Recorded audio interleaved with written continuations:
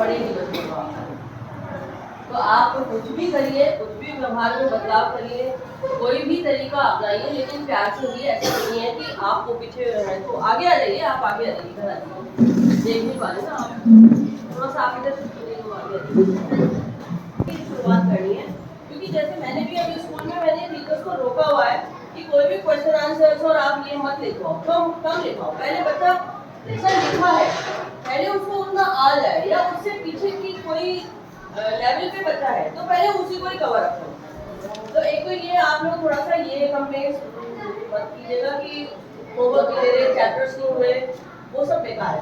लेकिन मैं ये मानती हूँ कि मान लीजिए क्वेश्चन आंसर सिखवाते जा रहे हैं, कॉपियाँ भर देते हैं। पिछले सालों में भी हमने कई साल में कॉपियाँ भरी है, बच्चों के टेस्ट भी हैं, पर उससे भी आपको सेटिस्फेक्शन नहीं होगा पढ़ाई का। मतलब मुझे खुद ही लगता है कि ये पढ़ाई क्या पढ़ाई है कि 2 अक्षर हमने 2 सेंटेंस अभी याद किए, भी टेस्ट में लिख दिए, उसके बाद हम भूल गए, समझ में कुछ आया नहीं।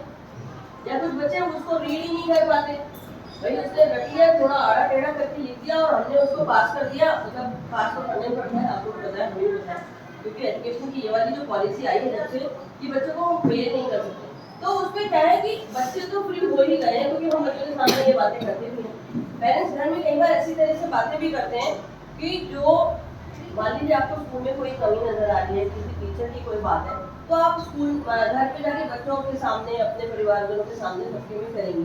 तो वो बच्चा क्या है, वो बहुत इंटेलिजेंट होता है, वो उस चीज को पकड़ लेता है। अगर कोई कंप्लेंट है, कोई प्रॉब्लम है, तो आप उनसे अलग होकर हमसे बात कीजिए, सबसे पहली चीज।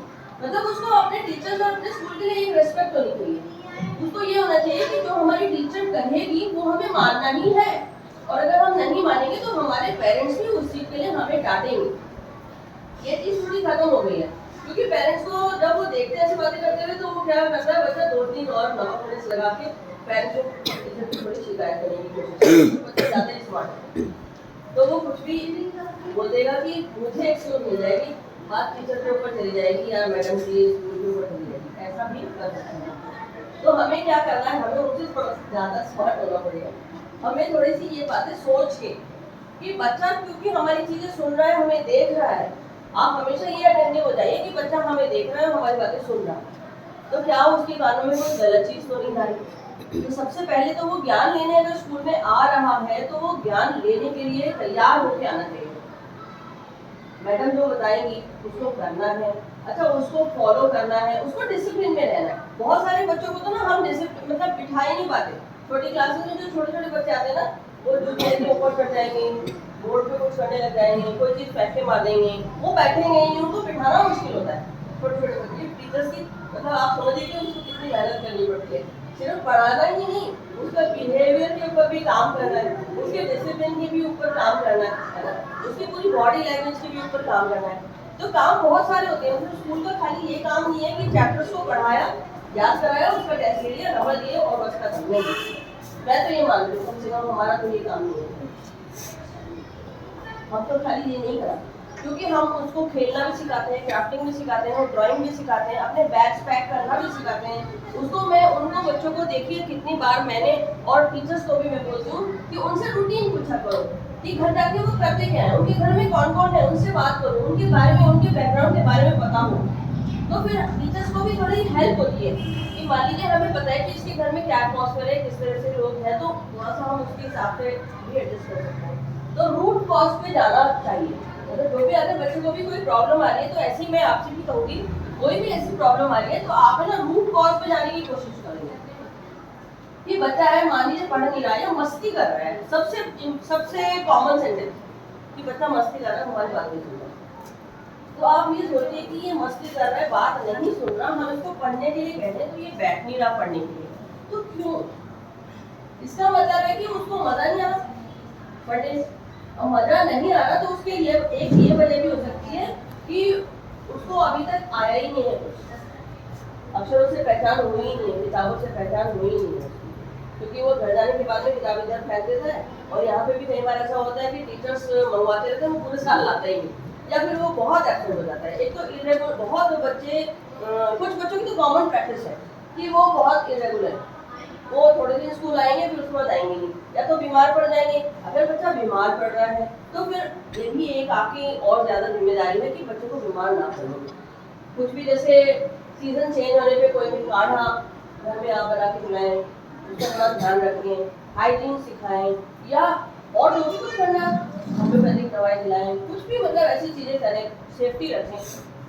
तो उससे क्या है कि वो बच्चा एक तो हेल्दी रहेगा, क्योंकि हेल्थ रहेगी तभी बच्चा पढ़ भी पाएगा। तो सबसे पहली प्रायोरिटी आपकी और हमारी, मतलब हम तो खैर यहाँ पे हेल्थ के ऊपर ज़्यादा कुछ नहीं कर सकते, लेकिन आप लोग कर सकते हैं। बच्चे छोटे हैं, ग्रोइंग है, बहुत जल्दी इन्फेक्शन कैच कर लेते हैं, है ना।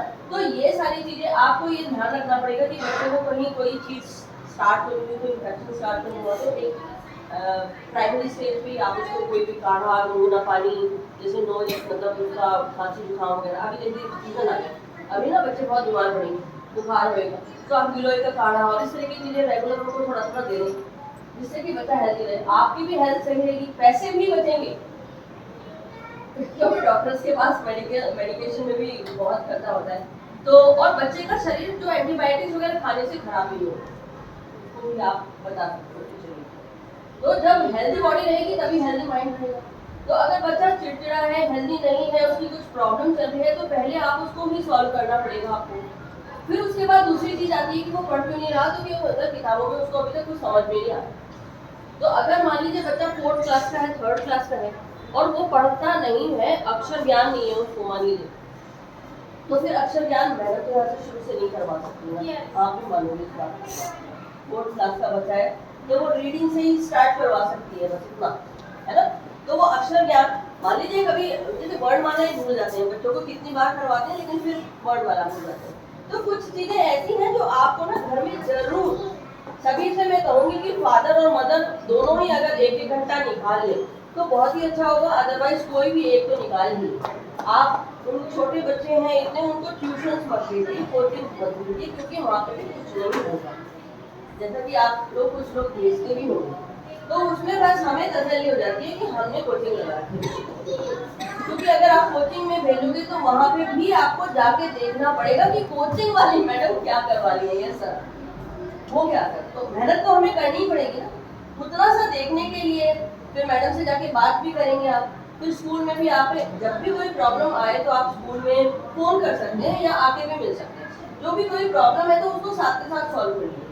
अच्छा, तो आपको ना ये अक्षर ज्ञान पे सबसे पहले मान लीजिए आपका कोई बच्चा छोटा या बड़ा या जिस भी क्लास में है तो उसको अक्षर ज्ञान नहीं, तो आप वर्णमाला उसको रोज लिखवाइए, उसको डिक्टेशन भी दीजिए उसकी, जैसे मैथ्स है तो टेबल्स उससे सुन लीजिए, काउंटिंग सुन लीजिए, नंबर की स्पेलिंग सुन लीजिए, छोटी क्लासेस में स्पेलिंग बहुत होती है, एलकेजी से यूकेजी से स्टार्ट हो जाती है, यूकेजी 1st और 2nd क्लास तो स्पेलिंग्स की मानती है, तो स्पेलिंग सुन लीजिए।